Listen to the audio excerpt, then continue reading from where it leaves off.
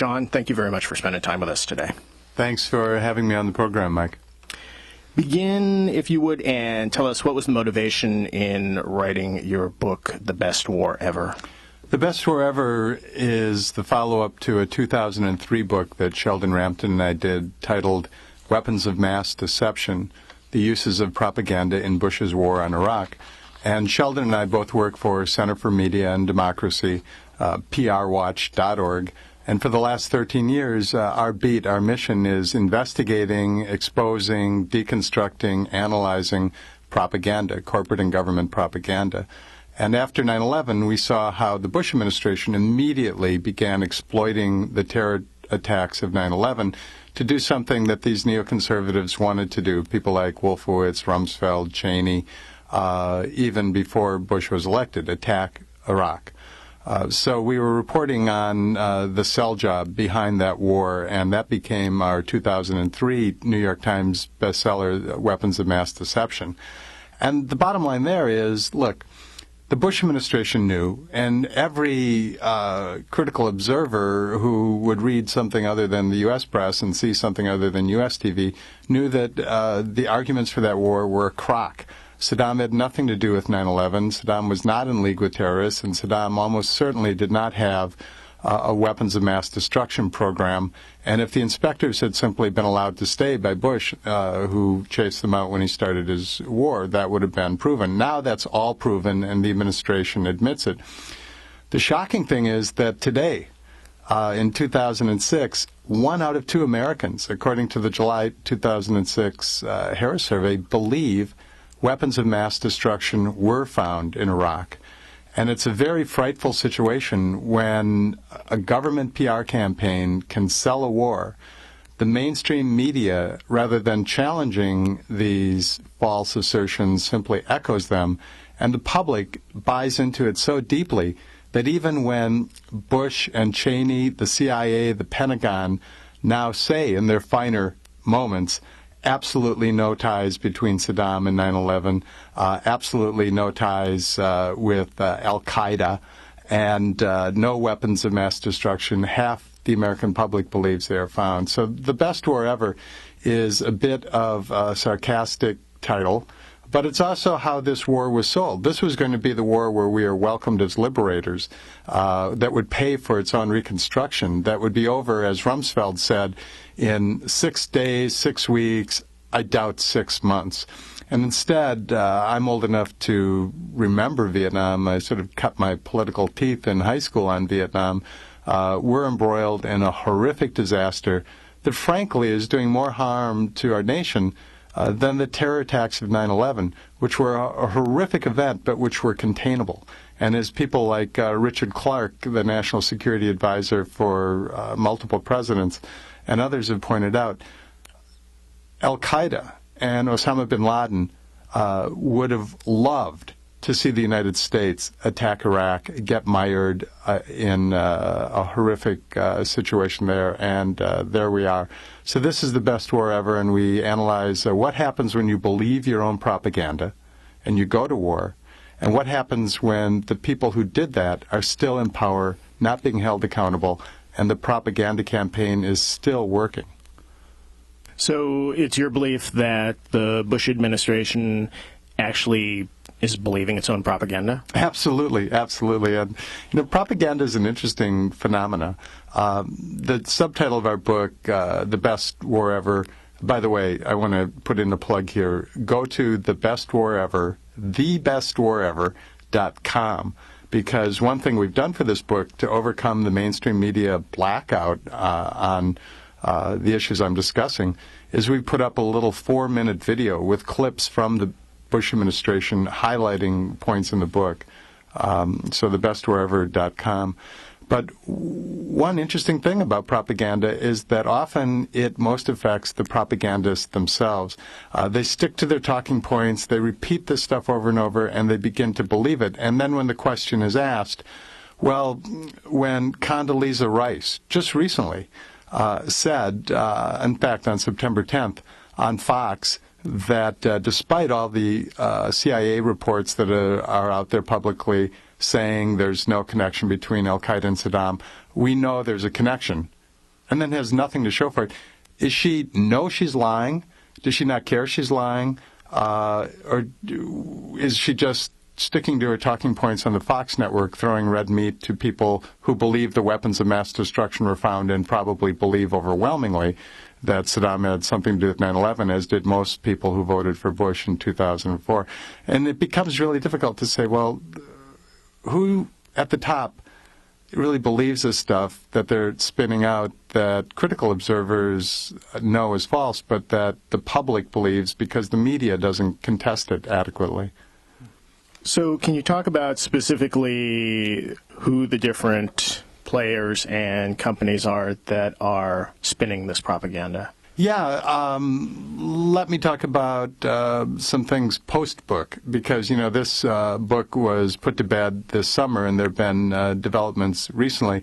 There's a PR firm called Russo, Marsh, and Rogers that we mention in the book, and they run a pro-war advocacy group called Move America Forward. And if you go to their website, or you just Google Russo, Marsh, and Rogers, or Google Melanie Morgan, a San Francisco right-wing shock jock whose email address is at this PR firm and is the chairman, which is how she wants to be called, Move America Forward, you'll see just this vitriol that basically anyone who opposes this war is anti-troops, anti-American, and with the enemy.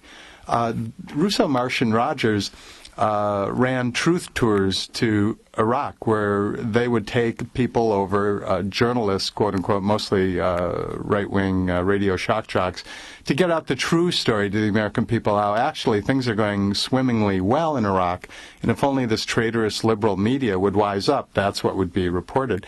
They also have a contract with the Kurdish northern state of Iraq, and they're running right now in fall of 2006 TV ads from Iraqis thanking America for the war. And they are perhaps one of the leading Republican PR political machines in the state of California. They did a lot of work for Schwarzenegger. So here you have this conglomeration of Melanie Morgan, who, by the way, in the summer of 2006, actually said on her radio program that Bill Keller, the executive editor of the New York Times, should be sent to the gas chamber for revealing that the government is spying on Americans. You've got this PR operation, Republican firm getting money from Iraq, running thank you ads with that money, mobilizing a campaign. That's just one example. I think one of the most important examples is the Iraqi National Congress. This was started in early 1993 under the first Bush and then Clinton administrations. And it was created with CIA money, lots and lots of it, through a PR firm called the Rendon Group. And what they wanted to do is create a group of Iraqi dissidents who would help to overthrow Saddam Hussein. Ahmed Chalabi, a very interesting character who's a wanted felon for bank fraud in the country of Jordan, was made the head of the Iraqi National Congress. And this was a pretty inept group. They sucked up and spent lots of money, didn't accomplish much. But in the late 90s, the neoconservatives, people like Bill Kristol, Wolfowitz, Cheney, Rumsfeld, the founders of the Project for a New American Century, James Woolsey, all these guys were part of that, who were advocating taking out Saddam. They embraced the Iraqi National Congress, and immediately after 9/11, the Iraqi National Congress, remember, created by our CIA, paid for with our tax dollars, went out and looked for ties between Saddam and 9/11 and evidence that Saddam had weapons of mass destruction. They didn't care if this information was accurate. They wanted people they could provide to the U.S. news media who were going to say, I'm a defector from Iraq, I have first-hand knowledge, Saddam has nuclear plans, I worked on them, I have first-hand knowledge, Saddam is training al-Qaeda terrorists, including people involved in 9/11. And they spread this stuff all through the media, and it just echoed and echoed. Judith Miller of the New York Times took this propaganda and spread it all over the front page. They spread it into the media in other parts of the world, and it would bounce back into the United States. Ahmed Chalabi, after the U.S. invasion and overthrow of Saddam, actually sat behind Laura Bush during one of the president's State of the Unions. Today, he's in the Iraq government, and he's now wanted for questioning by the FBI because he is thought to have given U.S. national security information to Iran. He's pro-Iranian Shia, and he's cementing ties between the current Iraq government and Iran. This was our man in Baghdad. This was our own money through the CIA creating a front group that propagandized us into the war. The most astounding thing you can imagine. Other firms like Burson Marsteller also were paid by money, tax dollars, through the Iraqi National Congress to propagandize us into war. So, it's just overwhelming when you see how this war was sold. And that's the story of our two books and our most recent one, The Best War Ever. Any sense for how much money is being spent on these campaigns? Yeah, there are new contracts being let all the time. There's a group called the Lincoln Group that is placing fake news written by the U.S. military into papers in Iraq. And they're just one of a number of groups that in 2004, 2005, 2006 have received additional funding, probably in the hundreds of millions of dollars. Of course, you're not supposed to know about this. When it came out in December of 2005, that the United States military was writing news stories that the Lincoln Group was having translated into Arabic and planted in papers in Iraq, it was a scandal. And even Rumsfeld said, well, we're going to look into this. This shouldn't be happening. Well, it's still happening. They did look into it, and they concluded that this is just fine. Now, who in Iraq is going to believe these news stories? Actually, there's a very interesting article that just went up on Alternet in September of 2006. An intern who was hired by the Lincoln Group. It's like a Three Stooges story about how he worked to do this and all the waste of money and the ineffectiveness. So, yeah, there is a tremendous amount of money being spent on planning stories in Iraq, but the real success of this propaganda has been in the United States, where, as I said at the beginning, I think I did anyway, today, according to a July Harris survey, 1 out of 2 Americans, half of our fellow citizens, believe weapons of mass destruction were found. Therefore, the war was justified. And, this is just stunning. Why is this? It's because on television, in April and May of 2003, after the March 20th invasion, weapons of mass destruction were being found all the time. If you remember when you watched Fox, CNN, ABC, NBC, CBS, if you read Judith Miller's stuff on the front page of the New York Times, during the invasion, when no one dare criticize the policies of the United States, there were all sorts of Fox News alerts, and we go on for pages in the book. And it wasn't just Fox, it was all the media, because they wanted to be the first to announce the finding of the weapons of mass destruction that the administration said were absolutely there, and we absolutely know where they are.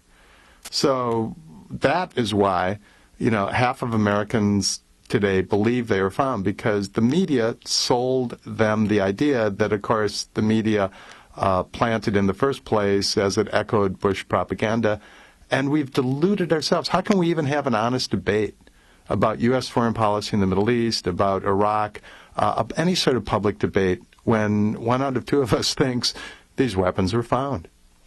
And part of the problem with those stories about finding weapons of mass destruction in Iraq was there's no follow-up afterwards. Absolutely not. There's, media hates running corrections. Media hates criticizing media. And so you've got this big, honker, blaring story on the front page of the New York Times by Judith Miller, or on the networks, news alert. Well, we found what we've been looking for. Here's the mobile gas trucks, news alert. U.S. soldiers are ill, and we think this is it. There's a white powder found. You report after report, just chilling, dramatic reporting. 100% of it, 100% wrong. And in many cases, no correction. And this is an interesting thing, too. If you go to the web, for instance, and you search Salman Pak, S-A-L-M-A-N-P-A-K, this town in Iraq, there were stories planted by the Iraqi National Congress, picked up by journalists all over the United States about how this was a terrorist training center, and Saddam was even training terrorist cells who were in the West, including terrorists who were linked to 9/11. 100% false, and yet that stuff sort of lives on the internet, and if you search that, you regurgitate and find these old stories. So it's a really sad comment on how powerful propaganda is in our society and how detrimental it is to our democracy. And we have laws on the books, such as the 1948 Smith-Mundt Act, which say it's illegal to spend U.S. tax dollars propagandizing the American people. But those laws are obviously inadequate. They're not enforced. And one thing we have to do now is begin to push for better safeguards against this happening. But it's very difficult in a degraded, propagandized environment to do that. And we see how successfully the Bush administration is sort of pulling out the tricks that won the election for the Republicans in 2004 and in 2002, here in 2006. Beating the terror drum, driving up Bush's popularity, and conflating Iraq and the so-called war on terror. I mean, remember, attacking Iraq had zero to do with the attacks in 9/11, and people like Richard Clarke and others coming out of the CIA and the State Department and the Pentagon have said attacking Iraq was the worst thing that could ever happen because it took the U.S. eyes off actually dealing with al-Qaeda and terrorism, and has so far spent $300 billion. The eventual price tag will probably be well over $1 trillion, miring the U.S. in a situation that's only going to get worse and is almost certainly lost. So can you tell us about the difference between when an administration hires public relations firms to do propaganda and when it uses its own military Psyops to change people's minds? Well, it's all integrated. If you look at, like we did in our first book, Weapons of Mass Deception, the team that sold the war, it was a really seamless PR operation that involved people like Ari Fleischer, of course, at the White House, Tory Clark, former head of the Hill and Knowlton firm in Washington, who was at the Pentagon and came up with this brilliant PR scheme of actually embedding U.S. reporters with the troops during the invasion, which resulted in very understandably pro-troops reporting and actually a very limited view of what was really going on in the attack. Tony Blair had his counterparts, and they had their talking points, and then they were also using firms like the Rendon Group. When that Saddam statue toppled, I believe that was April 9th, 2003, and for 2 hours worldwide, billions of people were watching this live broadcast of what appeared to be just what Cheney had predicted, the United States being welcomed as liberators, and the Iraqis pulling down the statue of Saddam with a lot of help from a U.S. tank and military, by the way, in Firdos Square, and dragging this statue of Saddam and breaking it into bits. I mean, that was one heck of a triumphant PR moment. And the fact is that it was filmed like a Hollywood production. All the news people who were there were taking feeds from the Pentagon. If you pulled those cameras back, as independent journalists pointed out, because a Reuters photo that was up online showed this, Firdos Square was surrounded by U.S. tanks. The barrels were pointing outward. There was almost nobody there except for maybe 30 or 40 Iraqis, and it was a staged U.S. Army Psyops event. We talked about it in Weapons of Mass deception. At that time, we didn't know exactly who staged it. Since then, the U.S. Army itself has been analyzing and talking about that as a psychological operations event. And we mentioned that and documented in The Best War Ever. So here you go. Now, who did that? Who trained him to do that? Well, it's all part and parcel of a massive networked PR campaign. And at the top, you've got about a half a dozen to a dozen key operatives in London with Tony Blair and in Washington with Tory Clark and organizing it. And again, what message did that send? Well, the message was we were welcomed as liberators, the war was justified, and then, of course, at the same time were these 100% erroneous and false reports coming out, and by the way, we're finding the weapons of mass destruction. So I say this over and over because it sort of helps explain what the heck. Nothing like a cell phone in the middle of everything. Sorry about that. It sort of helps explain this phenomena I keep going back to, that 50% of the U.S. public today believe the weapons are found. And I think if you asked, was Saddam involved with 9/11, you'd probably find a similar number. And what's even more fascinating to me is that in January of 2006, it was 30-some% believed the weapons of mass destruction had been found. The number has gone up. Why is that? Well, it might be because in July, just before this survey was done, Republican Senator Rick Santorum from Pennsylvania held a news conference saying, "We found the weapons of mass destruction." And he pointed to information in Pentagon reports about finding tiny little bits of their weapons program from 15 years earlier, when they were a U.S. ally. When we were helping them, when Western companies were supplying the chemicals for their chemical biological warfare program, when the evil horrid Saddam, and he was killing his own Kurdish Iraqis with chemical biological weapons, he was a U.S. ally. And Colin Powell and the Reagan and Bush administrations, first Bush administration, were helping to cover that up and keep them in power. And so, remnants of that ancient program were found. The Pentagon, right after Santorum's news conference, put out a statement that said, Senator Santorum, is simply wrong here. We haven't found weapons of mass destruction. This is exactly, remnants of the old program that, yes, he was forced to shut down. But again, what was the story that went out on news media? Weapons of mass destruction found. So that might explain the jump.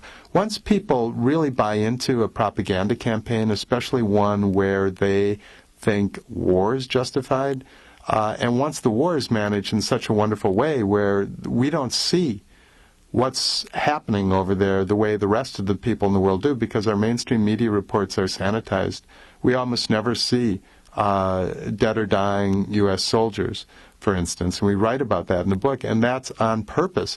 Of course, there was a very brave woman in Seattle who, just for patriotic purposes, wanted to get out pictures of returning coffins here and did, and lost her job because of it. The President of the United States has never been to a single funeral for any soldier who died in Iraq. And he's not going to go because he doesn't want to draw attention to what's really happening in this war. So what do you think is the reason that the corporate media and corporate news, to be specific, which pretty much lives by the rule of if it bleeds, it leads, would give so little attention to images coming out of a place like Iraq? Two reasons. One is the corporate media became cheerleaders for this war in 2001, 2002, 2003, something we write about in Weapons of Mass Deception. Inside the media, they actually referred to it as the Fox effect. Fox News, after 9/11, literally wrapped itself in the flag, began beating the drums of war, began just echoing the most jingoistic assertions and claims of the Bush administration, and their ratings went through the roof. And the other networks said, gee, we want an audience too. Look at that. That's success. Let's follow it. And most Americans get most of their news from television, so you get this dynamic going. We report in our book how papers in the U.S., for instance, if they show U.S. casualties or civilian casualties, for that matter, in Iraq. We have a whole chapter on not counting the dead. There are over 100,000 Iraqis, conservative estimate, dead since this war was launched in 2003, and that's kept out of our news media too. When news media does write about or show deaths or suffering of U.S. military or Iraqi civilians, they get hammered by a well-organized right-wing constituency and called traitors. And, of course, the argument is made over and over, this is a time of war. We have to follow our president. We have to trust our leaders. And anything that's critical of the administration or the war is going to guarantee the defeat of the U.S. So if you're highlighting the deaths and suffering, the cost of the war, the tens of thousands of civilians killed, then you're aiding and abetting the enemy and guaranteeing our defeat in Iraq. Those are powerful arguments. So you've got, on one hand, really the economic incentive to cheerlead for the war because it was so popular and people want to hear, the good news and why we have to go to war.